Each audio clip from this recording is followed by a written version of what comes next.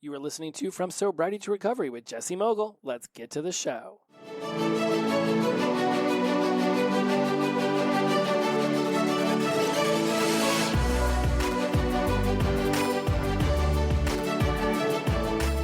Welcome back to From Sobriety to Recovery. I am your host, Jesse Mogul. I am in addiction recovery, and I am grappling with anxiety and stress and self-judgment and internal anger. Is it overwhelm? Is it frustration? Is it confusion? Is there opportunities for me to harness this as a lesson and find the breakthrough? All of the above and none of the above, right? It can all exist in one. And where I normally would over-prepare for an episode and just dive in, I think what I've been experiencing lately is just something I want to let go through a conscious stream of thought. And I will admit that I hold myself to a very high standard that I'm not sure anybody else is necessarily expecting from me, but that I'm expecting from me. That when I make commitments, when I make decisions about things that I'm going to do, that I don't just see them through, that I fucking drive myself like an angry chariot captain might, the horses back in the Roman days. It's like, how hard can I whip myself to go that little bit faster? What I'm noticing about myself over these last few months, as I've gone through the surgeries, as I've begun to integrate my school into a much more efficient and effective system so that I'm not spending as much time even getting better grades than I did at the beginning. The 4 mouth surgeries in 42 days, I found out that I'm going to need meniscus surgery, and so I'm pushing that off into the fall just because it's, anywhere between a 2 and 12-week healing process, and I'm just not in the headspace to deal with that right now. And so on top of that, there's the podcast, and there's the clients, and there is the writing of the book and the developing of the website and getting ready to teach NLP and all of these things. And mind you, I remember saying this to a client earlier today, I remember praying to the universe that I would have a full and abundant and amazing life. That's what sobriety and recovery was going to be for me. It was going to introduce me back to all of my hobbies and passions and interests and curiosities, and it was going to just envelop my entire life, and I was going to use that to fire purpose throughout the world and help other people. And at the same time, I realized that I run myself really hot, really hard. And I'm getting shivers, so maybe this is something I should have been talking to you all about a long time ago, but should is a conflict word, so we'll use a growth word and say I shall do it now. That there isn't a drive for perfection within me, but there is an extreme drive for rapid progression. Harder, faster, longer, get it done, do it. Now, I'm not sure how many of y'all experience that, but I do know from having hundreds and hundreds of conversations with other people in their sobriety and recovery stories that we want an immediacy of results. That we made this change. Now, come on, world. Come on, life. Give me the freaking results. I was promised that every day would be the best day of my life when I woke up sober. And today feels like a freaking shit day. So what the hell, man? And it is part of that human emotion. It is part of that human experience. And I do want to scream at the clouds some days. Just be like, why are you just getting to float around? You just get to be a cloud, no care in the world till it's time to release some rain. Why does other people get to perhaps experience life without feeling like there's that intensity of every moment?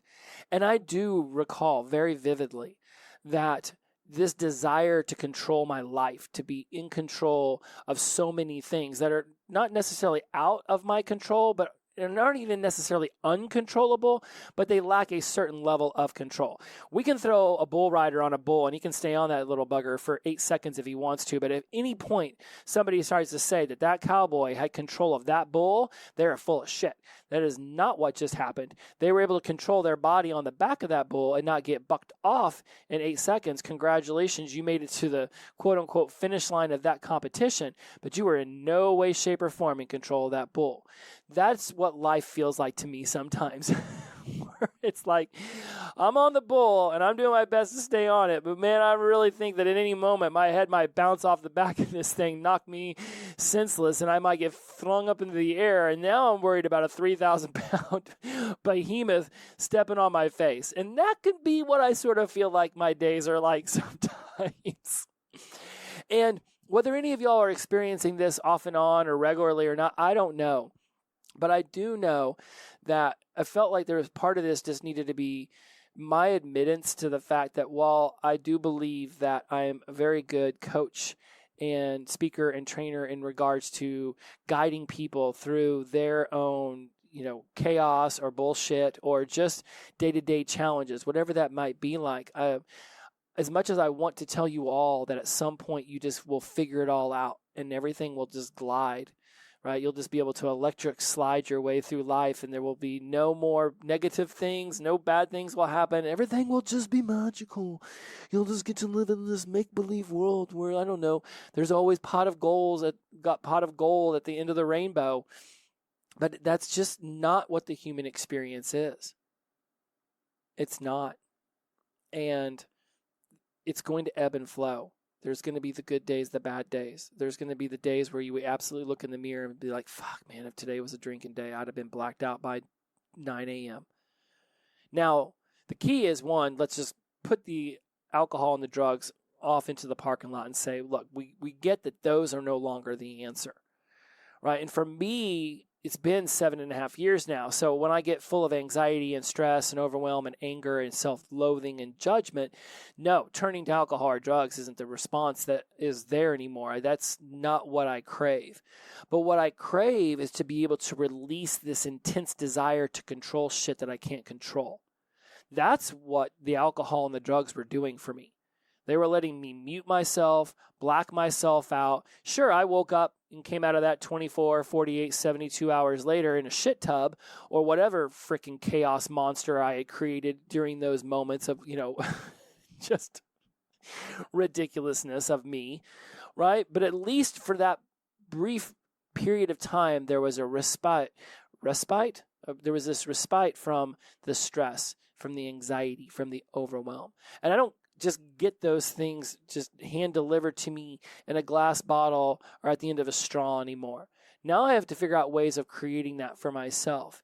And I will say that there has not been a very consistent observance of how anxiety and judgment and anger and self-loathing and all of this stuff has been taking me over for a majority of this year. I would say that I have not been great. I've not been horrendous at it, but I've not been great at monitoring. How is it that I am presenting my self-care to myself in those moments where it's most needed? Amazingly enough, this podcast is one of my favorite things to do. And I don't say that like, oh my God, are you shocked and awed? But like, I find this generally relaxing. I find this to be one of my best. Sometimes I say 20 minutes, it becomes an hour, but either way, whatever period of time I go off and rattle on, it is one of my favorite opportunities of the week because I know through the hundreds of messages and, obviously the downloads that the software tells me that this is being delivered directly into people's homes, into their ears, and it's benefiting y'all. And so I love doing this, and it bums me out when one of the first things I start to cut are these things that I enjoy, like the podcast, or sitting over in my office chair meditating for just 10 minutes, dude. All I'm asking of myself is 10 minutes. Sometimes I will lay on my office floor for 5 minutes just to lay. Just sit there on the hard floor, just lay there. My walking treadmill will be going, and it creates this nice little soothing hum. No music, just the fans, the walking treadmill creating this hum, and I just lay there. And I can fall asleep. Like within a few minutes of just laying down, I can literally put myself out. That tells me that I'm running myself pretty exhausted, that I can just fall asleep watching a TV show after dinner, or if I sit in my office chair for too long without getting up and being slightly active, that I can put myself out. I understand that right now, the way that I am running myself through an external perspective might be someone thinking that I'm on my way to burning myself out. And I'm not going to immediately subscribe to that. One, I'm not going to try to future pace a problem that's not a problem right now, right? I understand some people will say, well, you may not burn yourself out till year 10 or 13. Okay, so I'm supposed to freak myself out now about what might happen 3 to 6 years from now. Yes, I do realize that I put myself on a 5-year plan with this master's degree where there is just unrelenting work that needs to be done, that I get to do, that I'm blessed to be able to have the time and have the money to afford to introduce into my life. And I realize that there's going to be opportunities in the future for me to figure out how to create a homeostasis in my life where I can even myself out a little bit more. I'm not quite there yet, but I do notice aspects of how I used to behave in August and September and October versus how I'm behaving now in February and March. It is noticeable that I'm shifting into a new habituated gear when it comes to school. But then I've got all these other things that I'm trying to introduce. And regardless of whether some people would think that they're necessary or not, I want to do them. Where are there things in your life where you might want to do something and somebody's like, well, is that really beneficial for your sobriety and recovery? Is that really going to be the best thing that you could be doing with your time? Is that really what you should be doing? You should be getting up early and going for a run. You should be taking 30 minutes off in the middle of the day to meditate. You should be going to the gym after work. Do you really think that's the best thing you could be doing with your time and your energy? Look, other people are going to live their lives how they're going to live their lives, and their life is not the bar for which I'm trying to reach my life toward, nor should my life be what you're trying to reach your life toward. You are going to figure out what it is you want in your life, and you're going to create the curiosity and the interest that's going to fuel you to turn that into a passion and potentially a purpose one day. Everybody has their way of living life. Now, I introduced you all to hundreds of topics, and I've got hundreds, if not thousands more to come. It doesn't necessarily mean that I'm doing all of them 100% all the time. Lots of times it's really cool to get on the microphone and talk to you guys about things I want to do where I have not even begun to necessarily habituate them, potentially not even having done them consistently enough to cause me to say that I am actually trying to habituate it.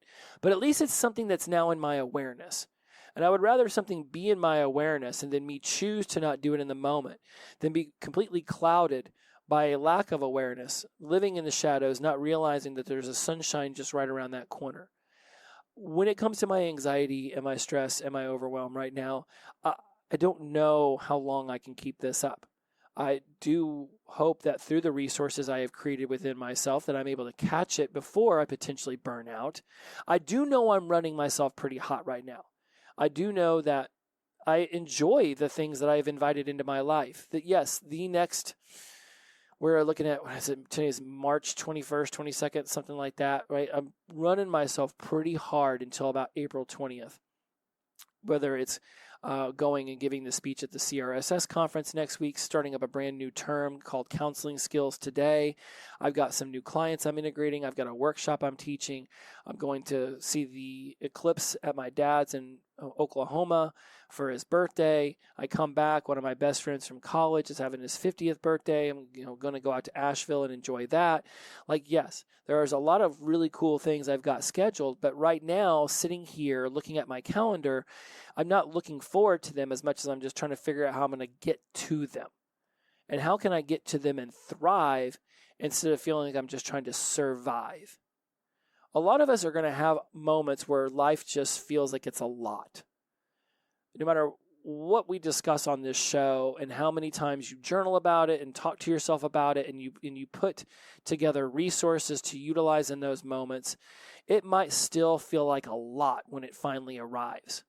I'm very much a put it all into my calendar, build a P4F list around it, and then just barrel forward and go. I will figure out tomorrow when tomorrow comes. I will do my best to prepare for tomorrow, so when tomorrow does come and is actually today, then I am prepared in that moment for the responsibilities that I have accepted into my life. I absolutely seek that kind of forward thought. But there's also something to be said about what's my next smallest step right now? What can I do right now? Now, am I framing everything under the sobriety and recovery umbrella like I encourage? It's different at 7.5 years. Is it, well, I better do this to protect my sobriety and recovery? if somebody were, hold me down and say, why are you focused on your mental health and your physical fitness and your emotional intelligence so much? It is because of my sobriety and recovery. I do realize that relapse starts well before somebody finally imbibes or smokes or snorts or whatever that, actual addiction would be if it was, something that we have to consume versus a process addiction. But either way, I am very mindful that there have been plenty of people who've made it to year 7, 10, 13, 25 just to find themselves lapsing or even potentially relapsing back to the way things used to be. So I am mindful of that. But on a day-to-day basis, am I saying, well, I'm working out so that I don't go and use in 2 years? No, that's not necessarily my energy I'm taking into it. This is what I put on my list. This is what I told myself I wanted to do. I do realize that slow and steady wins the race, that consistency leads to discipline, and discipline creates habits, and habits become a second nature way of living our lives. I do think about this stuff regularly. I build up my P4F list every single day to honor the commitments I've made to myself and others, and also to allow for there to be times, whether I'm enjoying it or not, I will still get the workout in.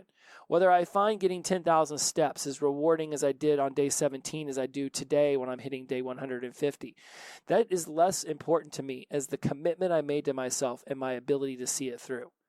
I will not be the reason that I fail. Life might introduce something to me I did not see coming, that I then have to quickly adjust and create flexibility from and toward and all those other, kind of movement words. And I do realize that how I feel right now is perhaps a temporary emotion. I got in a conversation with somebody recently. They're like, every day it just seems like it's a different thing with you. It's like one day you feel burned out, and the next day you're excited, and the next day you're sad, and the next day you're happy, and the next day you're content, and the next day you want more, more, more. It's like it's always something different with you. I'm like, yeah, that's the human experience. One day life will feel like it's too much, and the next day life will feel like it's not enough. And then the next day life will feel like it's just right, and the next day life will feel like it's 1 degree off. Like it's a constant ebb and flow. Like no man stands in the same river twice because the river's not the same. It's always flowing, and they're not the same. They're always changing. So I don't hear that as an insult like perhaps it was meant to sound. I'm like, yeah, because there's a constant evolution. And today, anxiety and fear and overwhelm and self-judgment and loathing and anger, that might be what I'm feeling. And tomorrow, it could be like, oh my gosh, I'm shooting rainbows and sunshine out of my tukish, right? It's what is being felt now. Why I decided that I wanted to discuss this with y'all today was because as much as I try to put together amazing episodes each and every time, sometimes I feel like I'm muting myself and not telling you the truth about what I'm going through. I have a lot of anxiety. I've had a lot of anxiety since I was a kid. And as much as I've NLP'd it and cognitive behavioral therapied it and seen, counselors and therapists, and I work on it. God, trust me, it was way more intense back in the day. And it still can spike that way. But I take action through anxiety. What can I do now to be able to alleviate this? Well, what's creating the anxiety? Is it school? Or is it a commitment? Is it my physical health? Is it eating something? Is it drinking some water? What is it that might be sparking this anxiety in me and now? And what can I do in this moment, even the simplest, smallest step to move myself through this anxiety? There is a lot of anxiety that I might drop something through the cracks, that I might miss a meeting that's really important to me, that I might go do this workshop and it doesn't land the way that I hope, that I might stand in front of a couple hundred people at this conference next week and the speech doesn't come out as powerful as I would prefer. Yes, those things may or may not happen, but freaking myself out about it on a Thursday when that speech is a week away gives me the opportunity to prepare a little bit more, to practice a little bit more, but I'm not going to let it overwhelm me to the point where I just want to shut it all down and go hide in the dark. I do believe that action is what leads me through anxiety and my stress and my overwhelm. It may be something different for you because this constant action, it can be a lot. Sometimes I wish I could just shut it down. I could just mute my emotions. It'd be really cool if I could just go sit on the couch in the middle of the day and watch some NFL Network or just go on my phone and play a game. I don't even have games on my freaking phone. I don't like to open up social media because while I find it extremely informative, I can burn through half an hour. Well, what else could I have been doing with that half hour? right? So there is this internal driver to create and to push and create and push and create and experience and learn and live and then teach and grow and all of these things. And it can be a lot.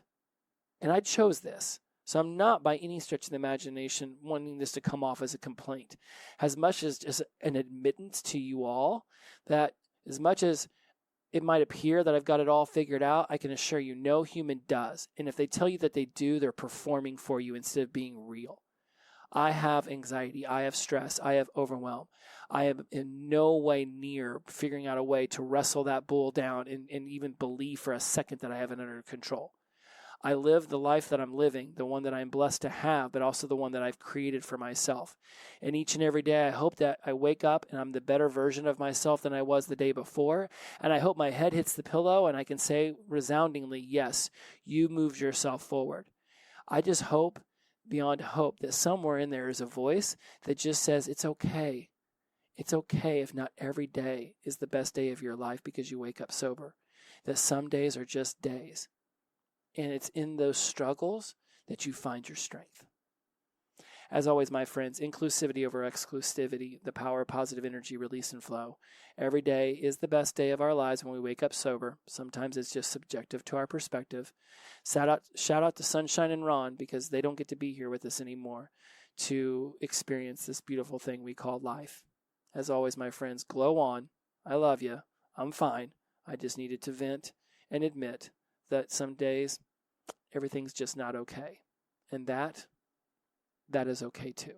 Much love, everybody. I'll see you next week. Bye-bye.